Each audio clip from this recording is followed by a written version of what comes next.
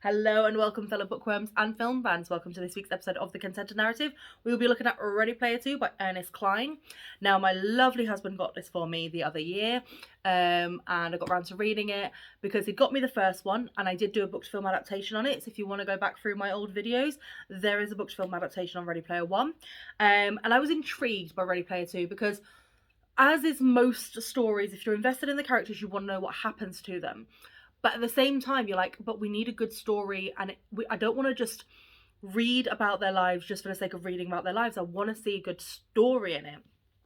So this one is a couple of years after Halliday has passed away, and Wade and his friends are enjoying, well, not enjoying, but they've taken control of Halliday's enterprise, of the Oasis. They're basically trillionaires. They're trying to help other people. Wade feels like he's just going around in circles and he's not really enjoying himself. And then there's a new sort of technology, which is like a headset, and like you put it on the head and it's almost like it records your past history and everything, and you can go and experience these things. So like, for example, if I put it on, and then someone wanted to see what it was like in a fencing match, they could watch one of my past memories, and it's kind of like it records you as a person into this Oasis database. And then just as everything's kind of going okay, ticking along, a new quest arrives, and it gets sort of like triggered by these headsets, the ONIs that have gone out to millions of people. And so then Wade has to sort of like team up with these old guys again to basically try and defeat and win this quest, as it were, because they don't know what the end of the quest will be. They don't know what, like, whether or not they will then lose control of the enterprise, of like Oasis and everything like that. They don't know, so they then kind of go on this quest together, and it's just as nerdy as the first one. At times it got a little I'm probably going to be hated for this comment, but it got a little too nerdy for me. Like, there's a whole section about the artist formerly known as Prince, and personally, he's not my cup of tea. Never liked the music.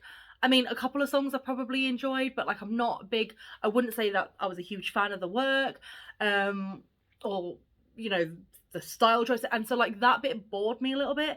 And again, like, it's got like quite in-depth things about Lord of the Rings, and again, I like sort of like the basic lore. I like the films, I like The Hobbit, I've read The Hobbit, I've read the first Lord of the Rings book, couldn't get into it, decided not to carry on with the trilogy, but it goes deep. And I mean like proper nerdy, like in that, like, you have to have read like the Silmarillion, I don't even know if I said that right, to understand these kind of like nods to it, as it were. There are other bits as well, so like they go to a planet that's basically just this director's, I can't remember the director's name now, and he sets all of his, he's the director of Home Alone, and he sets, like, there's always Chicago at some point in his films, and I want to say John Hughes, but I might be wrong.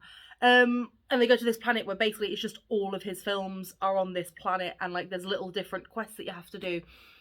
And so some of it I did really enjoy, and I enjoyed the underlying sort of like threat. So there's a Halliday AI, which is artificial intelligence, within this Oasis, that's basically saying to Wade that you need to collect these quest pieces and give them to me so I can access what is at the end of this.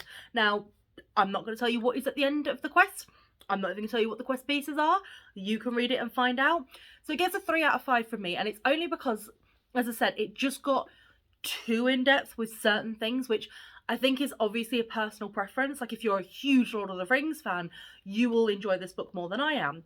If you loved the artist formerly known as Prince, you will love this book, you will enjoy it more than I did.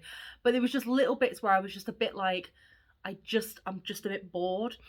So it gets a 3 out of 5. I would say if you want to, give it a go, the underlying story is really, really good. I'm not going to tell you how it ends. I'm not going to give anything away about what, obviously Halliday's AI or anything like that. You can enjoy all that for yourself.